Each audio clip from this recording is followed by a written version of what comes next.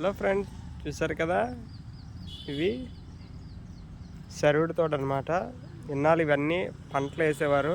ఇప్పుడు ఏం చేయాలంటే ఎక్కువ పండించకన్నా ఎక్కువ పట్టణాల్లోకి వెళ్ళిపోయి ఏదో ఒక పని చేసుకుంటారు కదా, పొలాలన్నీ ఖాళీగా ఉండిపోకుండా ఉండడం కోసమని వీటిలోనే సరువుడి తోట వేసారు. ఇవి కనీసం ఒక 5 నుంచి 10 సంవత్సరాల వరకు వీటిని పెంచుతారన్నమాట.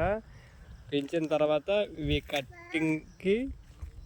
కట్ చేసి మిల్లులకి తరలించిన తర్వాత అవి పేపర్ కింద తయారవుతాయి. మనం బుక్స్కి అవి వాడుతుంటాం కదా, అలాంటి పేపర్స్ అనేవి తయారవుతాయి అన్నమాట.